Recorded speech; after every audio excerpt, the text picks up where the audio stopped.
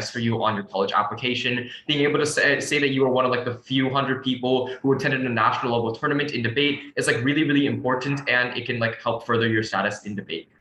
But yeah, I think we're basically out of time. So yeah, I'll let everyone get ready for their next class, and that'll be all for me. Yeah.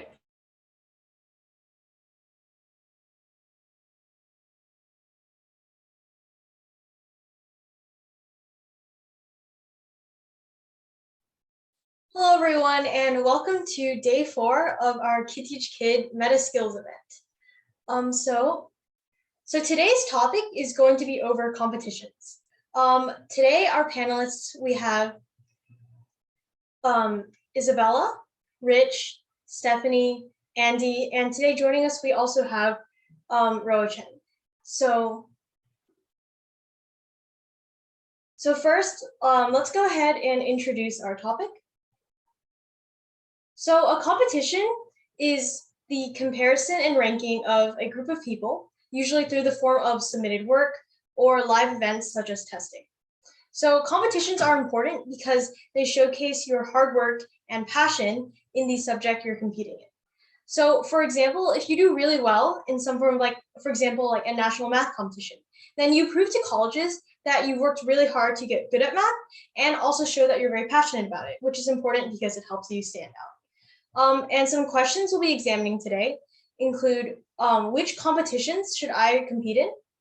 How can I prepare for competitions effectively? And what are some useful resources for to prepare for competitions? So without further ado, let's go ahead and turn it over to our panelists. So Rich, would you like to go first? Yeah, sure. So I have a few slides that I will quickly give me 1 second. Where is it? Okay. So I have a few slides that I'll quickly go over. And yeah. So I'm going to quickly talk a bit about my experience with contests and competitions first. Yeah. So one thing you might be wondering is, why should I participate in contests and competitions in the first place? Well, first of all, it provides a way for you to meet with other people that have similar interests. So for example, I would definitely, I for one would never have become like very good friends with everybody else who is currently a panelist right now if it weren't for me doing math competitions. So, you know, like you can see that doing math competitions definitely does lead to a lot of these really cool friendships that you end up forming. It also provides a way for you to sort of hone your interest in a field by providing you with some sort of other motivator outside of just doing it for fun, which is of course winning. And you know, when you have the drive to win, this can be a pretty powerful motivator. It also provides a more structured way for you to explore what topic you're interested in. So, you know, if you're interested in science, in particular like chemistry, then participating in chemistry Olympiads can make you, you know, just want to explore chemistry more. And finally, it can show to colleges the depth of your knowledge on a topic. So yeah, just a few reasons to participate in contests. So before I continue, I know that some people in the audience might not be familiar with what contest I'm going to be talking about. So I'm going to quickly go over this. So in particular, the main contest that I'll be talking about for math is this competition known as the American Mathematics Competitions. And this is like just a series of competitions for the, it starts off at the AMC 10. This is like the local competition, AMC 10 / AMC 12. Okay, not local competition, but it's like the first level competition. Starts off at the AMC 10 / AMC 12 level, then AME level, and then there's quite a few other levels. And you can look into this if you go to just search up like American Mathematics Competitions, and there should be a lot of details here. If you're interested in participating in this and you're not sure if your school offers it, then you can always talk to some people at your school. And I'm pretty sure that even if your school does not offer it, then it should be possible to like set this up. So this is the main sort of math contest that I'll be talking about. And I'm also going to briefly brush up a bit on coding competitions. And the main one that I'm going to be discussing is this thing called the USA Computing Olympiad. And how this works is 4 times in the year, they're going to have some sort of contest. So you can see like these are the results for each contest. And there are 4 levels to the United States of America Coding Olympiad. There's the bronze level, which is like for people starting out. Then after you do well enough in this division, you advance to the silver level, then get to the gold level, and then finally you get to the platinum level. So this is a brief description of how the USA Coding Olympiad works. If you want to find out more about this, then you can always, you know, go to this website, poke around for a bit and see what you can find. But that's just the main 2 competitions that I'll be discussing. So now I'll quickly talk about my experience with preparing for these contests. So in my opinion, the best way to do well in math contests is to just do the problems that you think might show up in these competitions. So the types of problems in the AMC series that tend to show up are going to be problems that require you to apply high school math in some really like sort of out of the box way.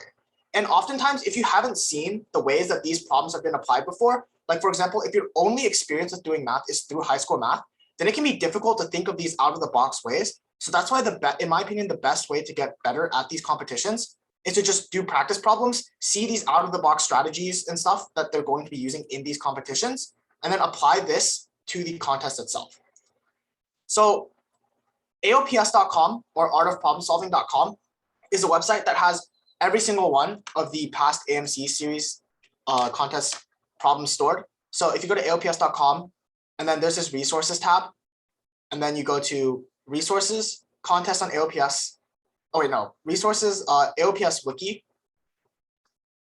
Then once you get here, you can see that there's this thing called AMC problems. And once you click on this, you can access all of the old AMC problems and solutions. So for example, if I wanted to look at like the initial level, I could look at AMC 10.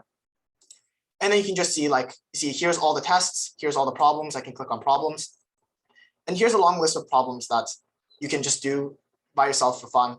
And the good thing is that a lot of these problems also have, I think actually all of them, have solutions attached. So for example, you can click on the solution here. So especially if it's your first time doing these contests, you might find it like difficult to sort of, figure out the solution. So you can always just look at the solution to see how exactly the problems are done.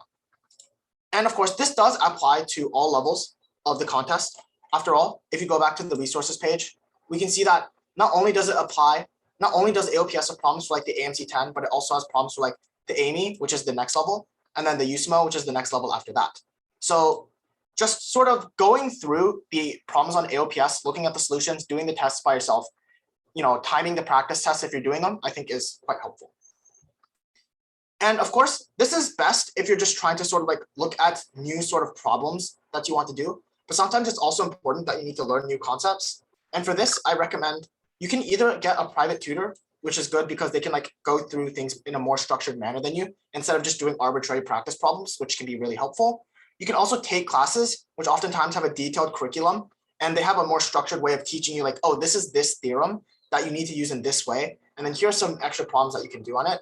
And you can also read handouts, and you can find handouts on AOPS as well. And in general, these will present to you a few like interesting topics and how to apply these theorems or whatever into what you're doing. And yeah, this is just sort of, in my opinion, just a general way to prepare for math contests that works pretty well at all levels. Like I remember back when I did the AMC, AME, and USMO, I think for every single level, what I did was I would go to AOPS, look at the old problems, do these old practice problems, see if I could do them. And a lot of the times I couldn't, because especially if you're new to like especially if you're new to the types of problems in that division, it can be really difficult. So don't be afraid to look at the solution, especially if like you're not really sure what's going on. And yeah, this just greatly helped me in my time doing math contests. And now I'll also quickly touch on coding contests, which was the USACO competitions, the USA Coding Olympiad. I will say that having a solid math background definitely does help, because coding contest problems are the style of thinking required to solve these problems is quite similar to that of math. So if you like have a solid math background, it can definitely help. Although this is like not 100% necessary, because if you're really interested in coding, then as you like solve more coding contests, this math background will probably like gradually build itself up at the same time. So of course, before you can get started with starting coding competitions, the first thing you need to do is learn some sort of coding language. And you can either, in my opinion, the two main languages that people learn are going to be either Java or C++. So in order to learn these fundamentals, you generally cannot just start off by doing practice problems, because you'll be completely lost. So you need to learn some general ways on how to use this language in the first place. For people starting off, I highly recommend starting with Java, just because there's so many more resources with this. And to learn Java, you don't have to take like some sort of contest-oriented class. You can just take an online course like on Udemy or Codecademy, and I'm sure there's free courses in many places. We even have some like here on KTK, I believe. And then also Khan Academy is another great resource for learning Java. And something else you can do is take AP-CSA, and AP-CSA is like a class that AP Computer Science A is a class that's offered in, I'm pretty sure, most high schools. And this will teach you Java fundamentals that you need in order to participate in USICO. And you can also learn C++ from taking an online course and things like this. But I just think Java is easier for beginners to understand. Once this has happened, you'll probably need to learn just sort of how to solve problems. And in general, I believe that you can apply a very similar strategy to solving coding contest problems as you can to solving math contest problems, which is just going to find practice problems on usico.org. So if we go to usico.org and then we go to contests, then we can see all the past contests here. And you can just view problem and then try solving these problems here. And if you can't, then the usico.org has a very convenient solution thing here. We can just look at these solutions. And another very useful resource that I found is usico.guide, which is a very structured resource created by past people who have been excelled in the United States of America Coding Olympiad. They've decided to come back and share their knowledge about how they were able to do so good, and also share some of the tips and algorithms and all this sort of stuff onto one website, which is called usico.guide. And it's a very structured website, which teaches you concepts in a very step-by-step manner. So I highly recommend using this website as well. And yeah, I think that's all I wanted to say for today. So thank you. Thanks so much, Rich. That was definitely really insightful. Isabella, do you want to go next? Sure. I actually have slides this time, so let's.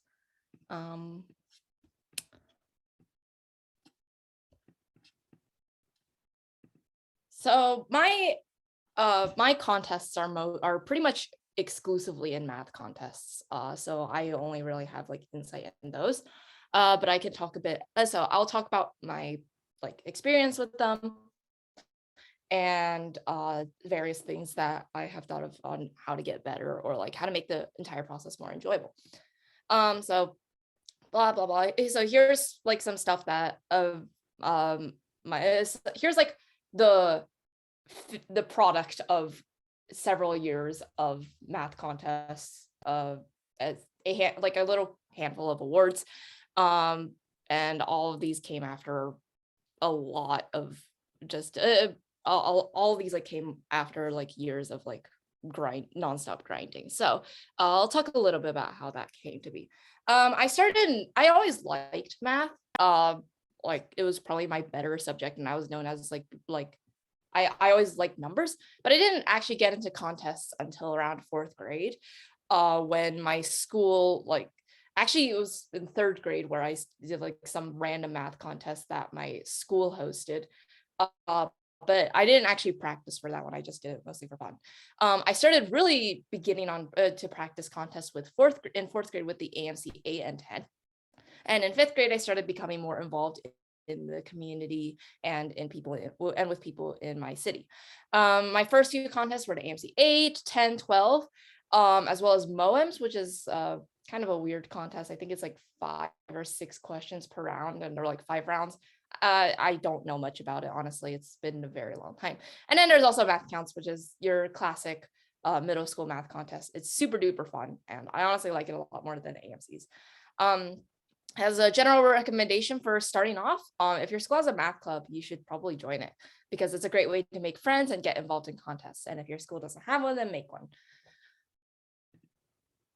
So around my middle school years, I started hitting a plateau. I didn't really push myself to improve in harder questions, because I was kind of sitting pretty with the math with the math knowledge and awards that I had thus far. So I got cocky. I put up my feet. I was like, all right, I'm just gonna keep doing easy math counts problems, and maybe this problem will fix it. And I'll just naturally get better.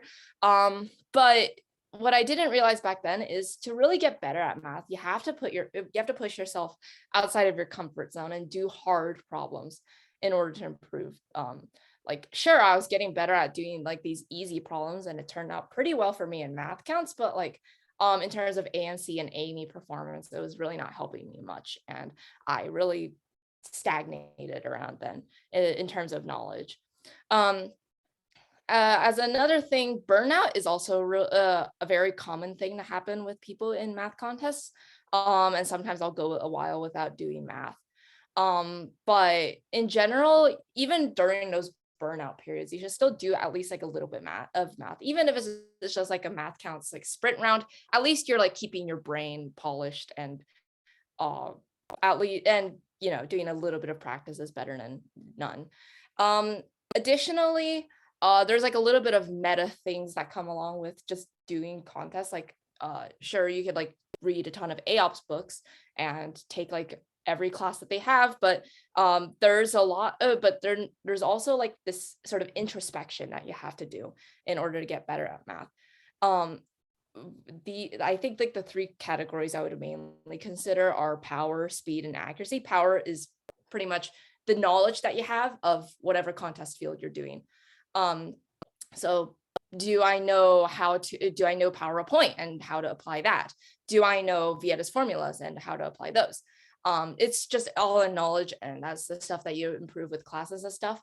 Speed and accuracy are pretty self-explanatory, but they're often what get a lot of people in contests, usually because they're nervous or they haven't done like super fast-paced problems, which goes back to what Rich said about like, practicing with a timer and just being used to like working under a time limit and working quickly and accurately under a time limit is what I should say. But yeah, those speed and accuracy occur with a lot of practice. Power occurs with a lot of studying and yeah. So more specific advice, I've mentioned this before, but just do a lot of practice. I know some people who have done like every single AMC problem, or but once you're done with the AMC problems, you can also check out other contests like HUMT or Math Prize for Girls, and practice those, because it can't just be used to doing like all of these, like you want to get used to doing like a lot of different problems. And if you just memorize every single problem on the 2003 AMY, that's not really going to help you when 2023 AMY rolls up with like its drastically different problems.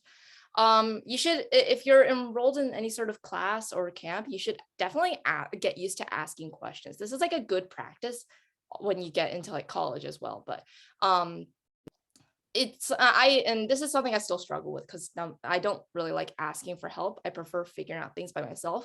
But sometimes if you just ask questions, it saves you a lot of time in the end, and you also gain insight on like how you could have thought of a problem, especially if you were like running around in circles and not figuring out the core part of the problem that could solve it very quickly. Also try lots of approaches when doing problems.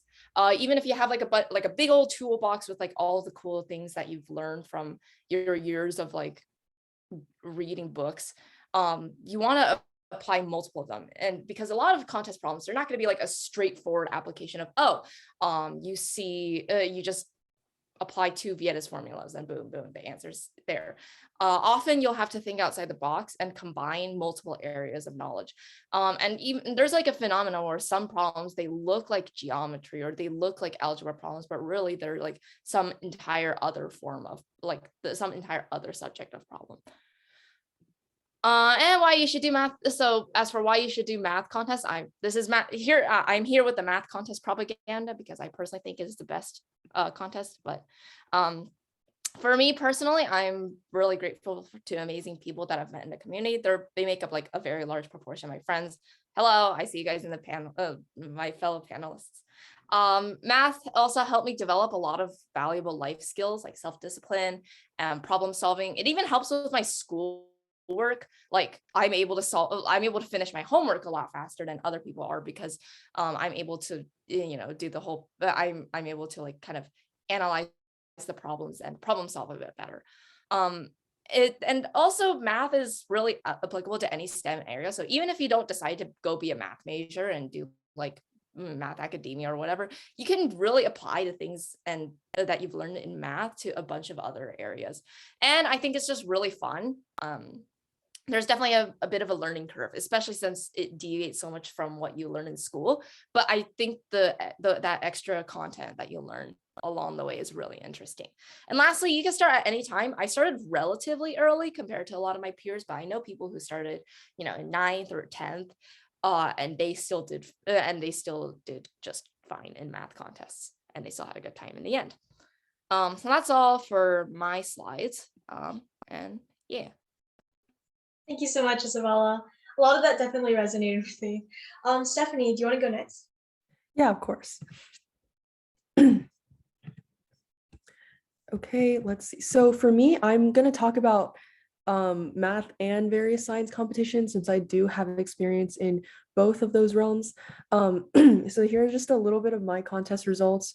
In science, I mostly focus on biology, and in math, yeah, I've been doing that for longer, but I definitely have enjoyed my time doing both sorts of Olympiads and contests.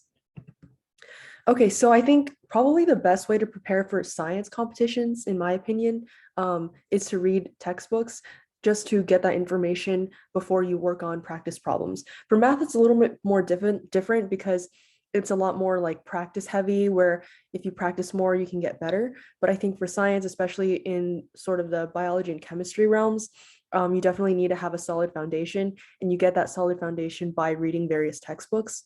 So these are just some of my textbook recommendations for those of you guys who want to get more into science contests, especially Olympiads. So like if you're just starting, you don't really know which subject is your favorite, or you're just testing the waters, I definitely recommend starting off with some introductory textbooks. So for biology, maybe like you can talk to your school teacher and ask to read some of the textbooks that are available in class. And then a really good introductory chemistry textbook is Modern Chemistry. It's typically like the textbook that comes with the pre-AP class in chemistry, or the honors chemistry class in high school. And then for math, if you're just getting started, two really good books to start reading just to learn about some of the tricks for competition math and how to think, and just the common problems that you don't really learn about in school. You can get those skills from the Art of Problem Solving Volume 1, or the Competition Math for Middle School if you're like a middle school kid trying to get more into like the AMCs and math counts. So those are just the introductory ones. And the intermediate biology book that I have here, Campbell's, is probably the best one that I've ever seen. It's very, very clear. It covers lots of information. Once you read it once, you definitely have a very good grasp of the entire field at a basic level.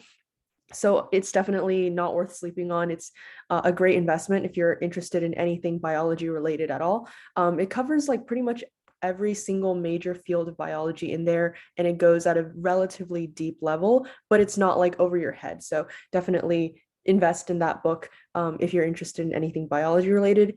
And then Chemistry, the Central Science, is just sort of a more higher level, more advanced chemistry textbook, but it's definitely not like super big of a learning curve. And then for math, there's the AOPS intermediate book series. These are a little bit harder. So these include like intermediate algebra, intermediate combo, and probability. These are a little bit harder, but you can also look at in the introductory textbooks. They're just sort of like the easier, more simple version of the intermediate books. And then finally, the advanced. This is for like if you're really serious about the Olympiads. These are definitely harder to understand. They have a lot of information, and they take a long time to read and fully comprehend. So for biology, these textbooks usually split off into subfields of biology. So Albert's Molecular Biology is one textbook that covers pretty much everything about the cell, about like biochemistry, etc. So reading that is a good way to get all the basic biochemistry and molecular biology information in. And then if you're more interested in plants, want to learn more about that, Raven's Plant Biology is a good one. And then there are other textbooks like Brooker's Genetics, all about genetics. So these are definitely if you're getting more serious and you want more detail about each subfield of biology. And then same for chemistry, there's different like subfields of chemistry. There's like physical chemistry, OChem. A good OChem textbook is Clayton's, but it's definitely for someone who has a little bit more experience in those fields. And then for math, I don't have as much experience in like the super advanced math because I never really did Olympiads, but I know there are like Olympiad geometry textbooks out there, more like Olympiad compilation textbooks for those of you guys who are at the like the USMO or JMO levels. And then these are just some like other things that you can do besides reading to get to better absorb that information that you're learning about. So I think a good way to really retain your study habits is to join clubs that have specialized students who are interested in these fields that you're interested in. So for example, Science Olympiad was a big part of my high school journey. As I learned science, I definitely Youth Science Olympiad as a community. We had a lot of different like study sessions. I had a lot of friends that I could learn science with, and then talk about these problems with. And it just keeps you in check, keeps you very motivated to continue studying, continue working hard. Because sometimes if you're just self-studying and you're only self-studying, it can be hard to keep that motivation going and have like a streamlined, consistent approach towards studying for contests. So I think joining clubs is a good way to keep yourself accountable. And usually you participate in a lot of other competitions that are fun, like Science Olympiad and Science Bowl. Another way you can do this is by joining programs. So like the Honor Summer Math Camp is a really good one. It's not that much so for contest math. It's just more about like just learning math in general, learning more pure math. But there are also like various contest oriented math programs. I know there's like Awesome Math. There's also Math Path for middle school students, Promis, Sumac for high school students. So definitely joining different programs where you can learn more about these subjects. There are usually like local programs organized by other alumni of these contests that you could potentially join. I know there are also like online programs that you could get involved with just to learn more about these topics. So that's also a good way to keep yourself motivated. And then you can also host meetings and where you talk about these skills or that you learn, talk about like interesting topics that you have. I know a good way to do this is by joining the local or joining your school's like biology Olympiad club or joining your school's chemistry Olympiad club. If your school doesn't have one of those, you can definitely start your own. Just hosting a lot of people together at one place and talking about like a certain chapter of a textbook or talking through a problem set, that can be a good way to really improve and then keep yourself motivated as usual, and then learn from your fellow classmates. So that's also a good way to continue that work ethic. And then this is just sort of a cycle with competitions. Usually I just wanted to stress that it's not an easy process. It definitely is a very heavy investment to go into competitions, especially Olympiads. So step one is always to learn the material. And this is more so for like a lot more true for science than math. Math is a lot more practice heavy, whereas science and those like biology, chemistry Olympiads are a lot more like just learning information heavy. And then also taking notes is really important because a lot of the times when you just read a textbook, you don't really absorb all that information. Whereas if you write down the important things and you go back and look on your notes, then that definitely helps you remember the stuff that you learned. And then yeah, you're definitely going to fail. Like it's just not most people that I know are not going to just straight up get to the highest level just on the first go. I know there are exceptions out there, but most people will have to fail quite a few times before doing really well in a contest. So just not being discouraged when you fail, because it's going to happen. It's definitely going to happen. So maybe like at one contest you didn't do as well as you wanted. Maybe one year, for example, you studied a lot, but then you still did bad on the contest due to various external circumstances. It's important not to lose hope and to continue working, because you want to use these failures to reevaluate where you went wrong and how to improve in the future. Because definitely failure, it may sound cliche, but it's the best way to improve. It's the best teacher that you can have. So for example, like there were several years that I didn't do that well in math contests, even though I felt like I studied a lot, and I sort of used these failures to reevaluate where I was going wrong. And then I changed my study strategy. I changed like how I approached these problems, and I definitely had better results in the future. So it's definitely something that you should use to motivate yourself further. And don't worry too much about like getting judged by other people. You're doing these contests for yourself. So just staying motivated, even though you may not be achieving as good of a result as you want. And then eventually you will do really well. It usually happens with a lot of hard work, but if you put in the effort, then and you do it in a smart way, then most of you guys will have good results. So that was just more about like the strategy. Here are some resources about various competitions that you can participate in. So for math, the most prominent one is the AMC series. So it goes like AMC 8, 10, 12, and then AMY, USMO or JMO, and then MOP, and then IMO. So each one is usually successively harder to get on to the next. So going from AMC 10, AMC 12 to AMY, it's around the top 2.5, top 5%, and then making it to JMO or USMO, it's around the top 300, and then to MOP, it's the top 50, and then IMO is the top 6. So that's just the continuous cycle of math contests. And then next below that, we have Olympiads. So these are like the USA Biology Olympiad, Computing Olympiad, Chemistry Olympiad, Physics and Math, etc. So these are the ones that I was talking about mostly earlier. Then there are various other contests that are more like program based. So I know there's Science Olympiad, like, or otherwise known as SciOly. And this is a team competition with 23 events. It goes like invitationals, and then there's regionals, states, and nationals.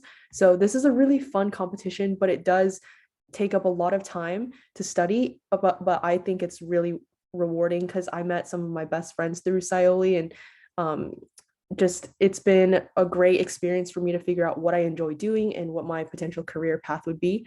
And then I'm not as familiar with Science Bowl, but I know it's also very popular among high school students. It's a buzzer-based, team-based competition where you just learn about like various fields of science and answer questions in that buzzer form. So I'm sure someone else can talk a little bit more about Science Bowl, but definitely look into that if you're interested and there's a Science Bowl in your school.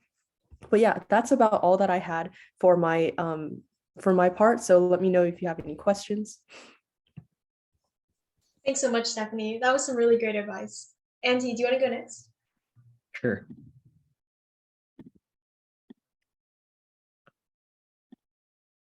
Okay, so just a bit of background about me. My contests were generally geared towards math. I did math since fourth grade, or math contest since fourth grade, and I continued until this year. I also did coding contests because, as Rich said, I found that like the skills from math were pretty transferable from math to coding. And I did participate in a few like school contests. And then I guess outside of like academics, I did tennis competition. So if you have any questions about that, I guess I could answer those too. But anyways, the main thing I wanted to talk about first was why participate in contests. So they definitely train your problem solving skills, and these are like mental calculations, which, even though this may seem like it's only for math, it's really applicable to any subject. So this is usually like logic skills. Yeah, these are definitely transferable. They're useful in school. They just help you think faster. It helps, or practicing for contests helps you develop time management skills and mental endurance, because it is a difficult process, and while you train, you're training yourself to like endure, I guess, a lot of mental stress, though it shouldn't be a stressful process. You do get exposed to the friendly spirit of competition. So like in economic theory, everyone gets more efficient if there's competition. Of course, the downside is that like there's a lot of stress, and you have to work hard to like keep up with others. And in that sense, competitions aren't the best because they may lead to like self-degradation. And finally, you do get to meet new friends. I did meet a lot of, basically all my math friends I met from competitions or camps. So yeah.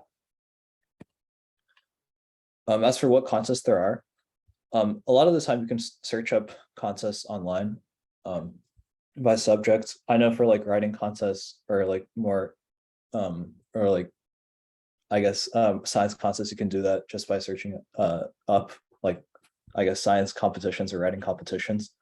For math ones, there's some bigger ones that you may have heard of, as they talked about. There's the MA series, there's the Harvard MIT Math Tournament, RMOL, which is a few days, and then Purple Comet, which is online. There's a huge variety of contests that you can participate in. For sciences, I know Richard can talk about this one, F equals MA, and USFO for physics. There's USNCO for chemistry, USABA for biology. And of course, there's also school-sponsored competitions that you can find and participate in. For computer science, which I have a bit more experience in, along with math, there's USACO, Code Forces, and LeetCode, which are like, I guess, LeetCode has weekly competitions, so they're not like really big. There's Capture the Flag competitions. These often have prizes, which are monetary. And then there's hackathons where you get to meet a lot of people and you get to like make a small project. Other ones include like language competitions, writing competitions, which I don't have too much experience with, UIL, and other like statewide or state organized contests. And for tennis, like UST or UTR, and for like other sports, I'm sure there's also like competition levels. So for preparing for contests, you should probably develop a genuine passion in the subject before you embrace like the competition spirit. For me, this was a largely concurrent process. So math, I did have like an interest for it, but I didn't have an interest in competitions that much, and I didn't think I would want to. So I had to be pushed a bit when I was younger to actually enjoy doing math. So this like, and even at that time, I wasn't super interested in math. So competitions sometimes help you find an interest in the subject that you're doing. So even if you find yourself hating the subject at first, maybe if you do a bit more, if you like enjoy doing problems, maybe competitions will help you like the subject more. Finding a good source of practice problems is really important. For example, for math, I used AOPS, and I found like fun ways to do or fun ways to practice math, particularly from For the Win. For coding, I used the USICO website, and this has all the past problems on it. So yeah, for any subjects, I'm sure there's like a lot of question banks that you can use. Khan Academy is good too. If you don't really know where to start, I'd say that summer programs and online classes or in-person classes are really good because they expose you to like what you don't actually know yet. Even if they don't teach you exactly what you need to know, you know, like where you can start Googling information and where you can start like practicing. Being organized is also pretty helpful. So if you're considering doing like math and the MA series, like the AMC 10, 12, you could make yourself like a tracker. It's really easy through Google Sheets. I didn't use this until my last year, so but you can just like make it pretty easily, and then it keeps you organized so you know which ones you've done and which ones like you don't want to repeat again. Because I found this was a big problem. I just keep doing the same tests over and over again. I think 2010 A, and it would be like really annoying because I'd like get all the questions right, and then I go on to the next year or an older year, and then I get none of them right or something. So the tracker is really helpful. You can do this for like all your competitions. For coding, I did a similar thing. So for each level of like the coding competition for USICO, you can like make a spreadsheet of all the questions and then record your progress. On one hand, it helps you remember which ones you've done, and on the other hand, it gives you kind of like a reward system because it's really nice to fill out a whole row. Yeah. Okay, so going back here, of course, finding a community is really helpful for preparing for these competitions because it shows you that you're not alone in this process. And then these friends can help you like give you resources. It can also spur friendly competition. And finding this community may be a bit hard depending on your location and your school. But this can just be like a few friends that you meet online even, or just in your math class, for example. And in some cases, you can find like a great community. For example, in Austin, we have a huge Austin Math Circle community. And yeah, that's just a great way to develop an interest in these competitions and in the subject. And finally, ask your friends and older peers for advice because they'd really love to help you. There's like no reason for them to hide stuff from you at that point. Like a lot of them, if you're asking your older siblings or like older siblings' friends, like they don't have any reason to hide advice from you. And I do want to say, don't be discouraged by like the achievements of people around you. Because competitions don't define your worth. Even though success in competitions is very respectable, it's a testament to the amazing effort that you put into them. More importantly, I'd say is like the skills that you develop, and these skills, like whether it's mental, or like logic skills, or like simply really niche skills, or the usage of these skills is a lot more important than succeeding in competitions. So keep that in mind always while you're practicing. That's pretty much it for me. Thanks so much, Andy. Those are some really great points. Roshan, before you present, would you actually like to give a quick introduction?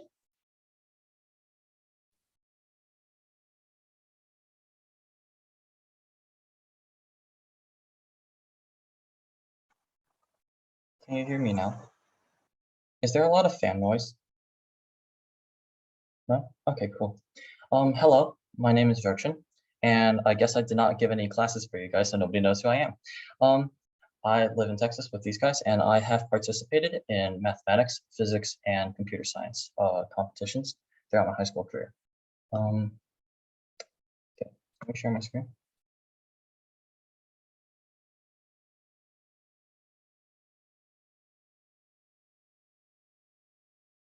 Okay, can y'all see that? Okay, so I guess I should give a quick overview of like my contest experience. From 7th until 8th grade, I began taking contests kind of seriously. In 7th grade, I made MathCast Nationals, and then I went back in 8th grade. In 9th grade, I tried the USACO for the first time, and I swept bronze, and then I swept silver, and I made gold. Then I studied for the USAFO, and I qualified for USAFO, and then I got a bronze medal in that. In 11th grade, I got a honorable mention in the USMO, so I qualified for Blue Mop. And I also qualified for USACO Platinum, and I also made top 50 in physics. So yeah, that was kind of nice. Okay, so today what I want to talk to you guys about is the relationship between these three subjects that I enjoy so much. So these three symbols that you see on the screen right now, the top one is the symbol for the Mathematical Association of America. That is the AMC contest that my peers were presenting to you. AAPT is the F equals MA contest that was brought up. That's the physics one.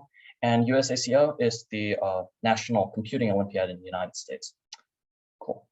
So the relationship between, I want to say that the reason that I did so well on all three of these contests was because of my prior experience in mathematics contests. Like, honestly, I did not study a whole lot for physics or computer science in my 9th grade. And despite that, I still did pretty well. And the reason is because, like other people have said, mathematical thinking is super important for both the physics and computer science Olympiad. So the relationship between physics and math is that you take physical ideas and you write them down using mathematical equations. And then once you've done that, you have solved the problem. So mathematics is your syntax, and the ideas you're writing down, your vocabulary is physics. The relationship between mathematics and computer science is that your ideas are all mathematical. Usually they're just a bunch of combinatorics problems. And your syntax is whatever programming language you use. So if you're using Java, you have to remember to put a semicolon after every single line and make sure all your variables are correct. Don't use ints when you need to use longs. But as long as you've got all the syntax down, then you take your mathematical idea, write it down using the syntax of a programming language, and that's how you succeed in coding Olympiads. So that is the relationship. In order to drive this point home, I want to bring up some of the things I did in my senior year. The stuff I told you before was in my junior year. So.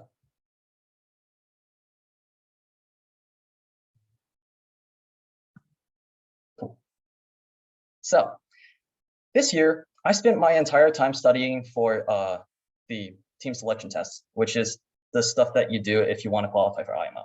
I didn't end up qualifying for IMO, but I went and I took the USA PHO anyways. That's the physics equivalent of the USMO.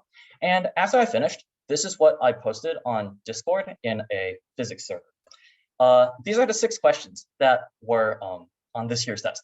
The first was a mechanics question. Okay, fine, that's actually physics. The second question was electromagnetism, but it was actually just a math question in disguise. Like, there were geometric series in there. You do not usually see geometric series when you're solving physics questions. The third question was an optics question, but if you know anything about optics, you know that that's basically just geometry. So that was nice. For the fourth question, they gave you a thermodynamics equation. Like, they gave you the equation. You did not have to know that equation. And then they gave you a bunch of numbers that you needed to like compute a line of best fit for. And what is a line of best fit? That is just statistics. So I guess that's also math. The fifth question, it was relativity, except all the equations were given to you because I guess relativity is like too hard or something. So they just gave you all the equations and then all you have to do is plug in the numbers. So that was also math. And for the sixth question, it was quantum mechanics. Now, this was the quantum mechanics question. as you can see, there's a bunch of differential equations. And like the stuff that this is saying is extremely unintuitive. Like, so the part that says for a free particle, the momentum and energy are related by E is equal to P squared over 2m. This is what you expect things to behave like. Like, this is normal everyday stuff. What this question is saying is that the energy is equal to V times 1 minus cosine of PB, which is like just so completely random that the more you try to think about the physics, the harder this question becomes. Like, it's like if you let this force act on an electron for a certain period of time, like what happens to the electron? Where does it go? The answer is that the electron just ends up not moving. It oscillates back and forth, even though more and more energy is getting pumped into it. And this is like so completely unintuitive that like, if you think too hard about this, you're like, wait a minute, I must be messing something up. But in contest, I was like, because I had not like studied any physics, right? So I'm like, okay, I guess I'll just go off my math. And that just turns out to be correct. Like that is how the electrons behave when they are in metal. So yeah, as you can see, this is what the USA PHO was like this year. And it is entirely mathematics. Now, normally physics does not contain like this much mathematics, but I think this is why I made the US physics team this year, because like, despite not studying, it turned out that everything that I was studying, mathematics, was just applicable on this contest. So yeah, okay, physics and math. Now, mathematics and computer science. I also did not study a whole lot of computer science this year, but in mathematics, there's 4 subjects: algebra, combinatorics, geometry, and number theory. And I'm a combo meg, meaning I love combinatorics. And this right here, the third question on the USACO 2021 December contest was a combinatorics question. So I guess you can read it. But the point is, if you like don't know a whole lot about combinatorics, then this becomes like a very convoluted dynamic programming question. And your solution ends up looking something like this. You take the right-hand side, you concatenate it to the left-hand side, and that is your solution. And this is by a very good coder. Like this coder is much better than me. And this code is like very optimized, meaning that if I were to write this code, it would probably be like 1,000 lines long. Okay, now, this is a combinatorics question. So when I was sitting in contest, like I read question 1, that was a algorithm question about you needed to know like computer science to solve that. I didn't solve it. Okay. Now the second question, it also required like actual algorithmic thinking. And so I was not able to solve that either because like I said, I have not studied any computer science after qualifying for platinum. But this question over here, this is a combinatorics question. So I thought about it and I realized, wait a minute, I can solve this in like 1 line of code because I can figure out a closed form for what the answer is. So this is what's on the official solution right now. It's like at the end as a footnote or something. Yeah, there's a simple formula for the answer. It's like n factorial over 2 times some stuff involving harmonic numbers. And like, so I wrote that and I was like, wait a minute. Okay, nice. So that is how I managed to clutch some points on this year's USACO December Platinum contest. And yeah, so as you can see, computer science contains mathematical ideas. Now, most of the time, the mathematical ideas are like more complicated, like it's not stuff that you would find in like a normal Olympiad mathematics. But here, this was a straight up combinatoric question. So it can happen. And in general, like the ideas that you are writing down whenever you do any code, they're all going to be mathematical. So if you already have like mathematical knowledge, then you will find computer science Olympiads much easier. So yeah, that is the relationship between mathematics, computer science, and physics. And yeah. Now I'm going to plug a class that I'm teaching that will help you guys explore the relationship between these 3 subjects because I'm teaching all 3 of them. I guess you can click this link.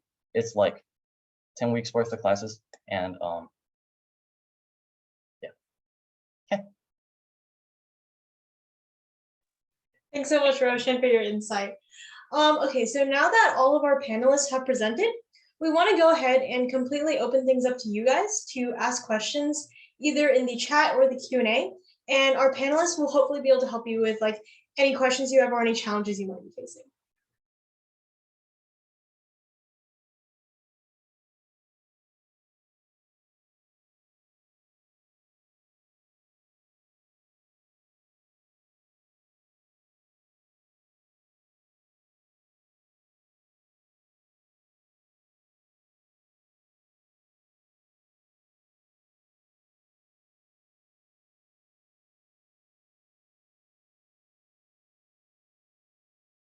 there's a question asking about like, can't contests also lead to depression?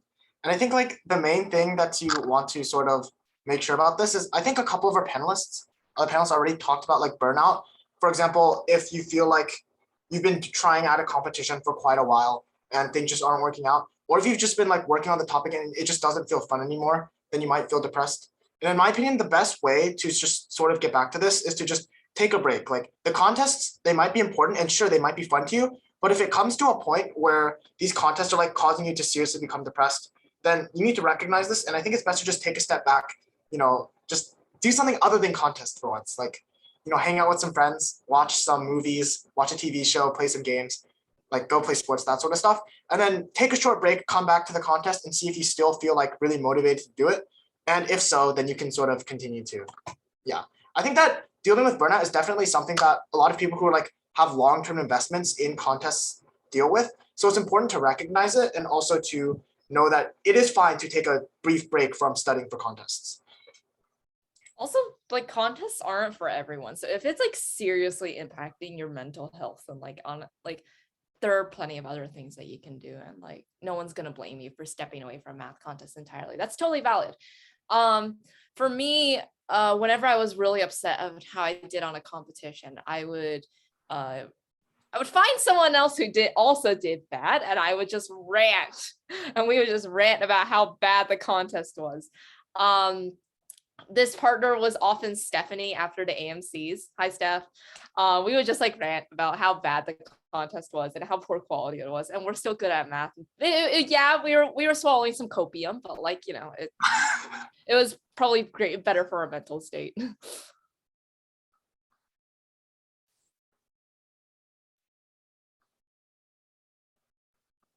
I also wanted to add that sometimes like you have to realize that contests, like Isabella said, are definitely not for everyone. Not everyone is a contest person. So if you just feel like contests aren't really bringing you any fulfillment or satisfaction or making you feel better about the content or the subject that you're doing, like you're not increasing your interest in it, there are definitely alternatives, like other things that you can do to explore these fields more in depth. That could be research, that could be like doing some less intense contests. Just there are a lot of other things that you can do. So definitely don't have to stick to it like all the way through.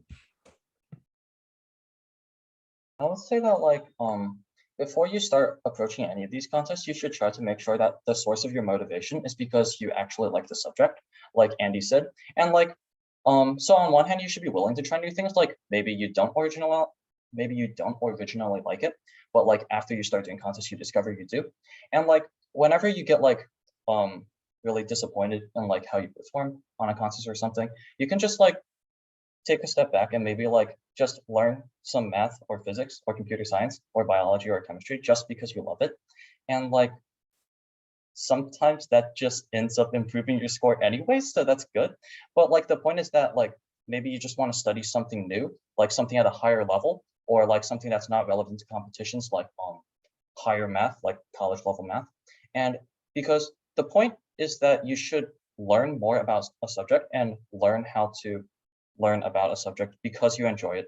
And like because doing things that you enjoy is almost always more efficient than doing things that you don't. So yeah.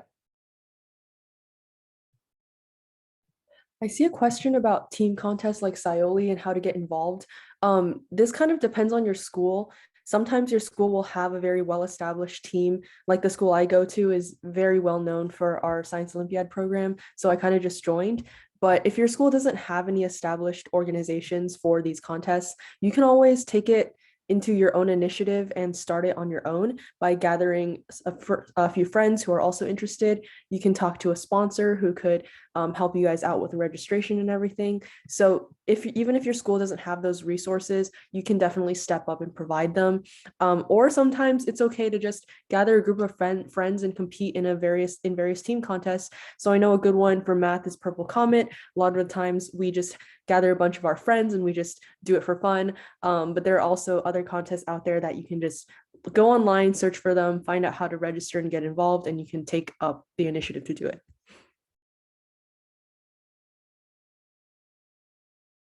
Actually, another question asking about like, so math, physics, and coding are all related. Is this the order to participate in these competitions, math, coding, and then physics? So for me personally, I started out with math competitions and then I branched off into coding and then physics. Although I feel like the important thing is just like, especially if you like doing math contests, then after you've done math contests, this will provide you with a solid base foundation for doing both coding and physics. So I guess if you're interested in doing all three of these, then the order I would probably recommend would be to start with math and then do either coding or physics, depending on which one you like better. But I don't know, Rochan has done both of these, so I don't know if he has something else to say. Yeah, I would definitely say that the order of prerequisites or whatever, if you would say, like the optimal way to do this is definitely to start by learning math competitions so that you know how to manipulate the numbers, and it kind of like just accelerates all like the sub processes in your head. So you learn how to like think at the correct clock speed that you need in order to do these contests. And after that, both computer science and physics will be very open to you. And I also want to say that like you are correct in saying that mathematics, computer science, and physics are related. And I would say that they're more related than the other two major, like, well, maybe there's more, but the other two subjects that we discussed tonight, which were biology and chemistry. Because I know that biology and chemistry, the like style of thinking that they require is like different from mathematics, computer science, and physics. They involve a lot more learning theory.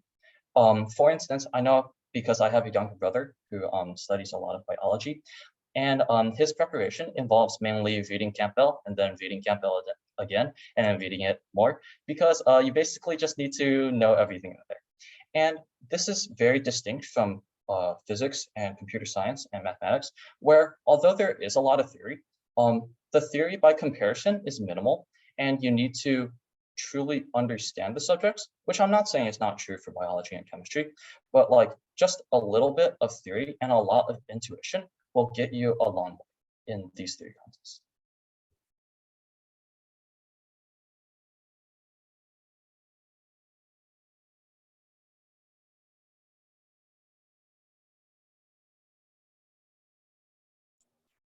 There's another question asking about reputable summer programs for computer science.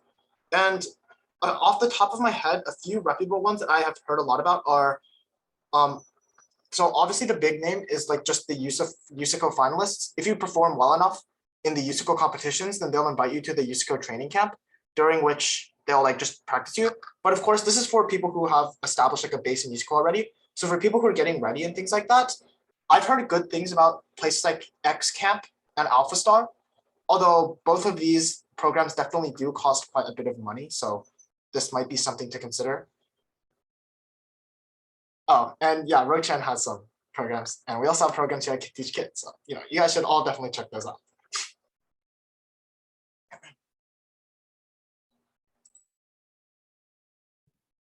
I see one question, like, is it too late to start computer science if you're in year 11? Assuming year 11 means like out of 12, like, while it may, like, to be frank, be too late for you to like achieve like maybe platinum or IOI or something in like the USICO, I would say that like you should still start if you enjoy computer science, because there's so much more to computer science other than these competitions, right? Like you can go on to study computer science in college and land a high-paying job or something. Yeah, because computer science is such a like massive field these days. Like there is not a single like industry that is not being revolutionized by computer science.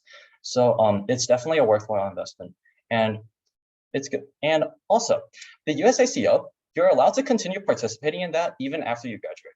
Like you won't like go to the IOI or whatever, but like you can definitely still participate in competitions even afterwards. So I mean, I guess you won't be able to stick it on your college application, but that's not what you should be doing this for in the first place. And I would say that computer science is such a big field and important skill to have these days that there's no reason you should not start, even if you're in grade 11.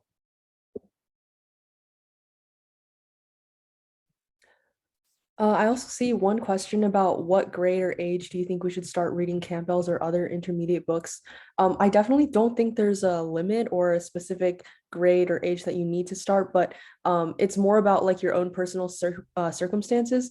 So for example, if you start very early, like if you're like Isabella and you start in like 4th grade, then you obviously it's going to be different from someone who started later on, like in high school. So, but I think it's a good skill to have to recognize when a book is too hard for you, like when the concepts are just, you're just reading it and you're reading it, but you're just not retaining the information, or it's like you're reading it, but then like you don't realize, you don't know what you just read. That's usually a good sign that the textbook or the textbook is too hard for you and you need to level down to a more basic book to read. So I think that's definitely more important of a skill to have than having like a set date or grade on when you need to read a certain book. Okay, so unfortunately, that's about all the time we have today. However, before you guys go, we just have a few reminders for you.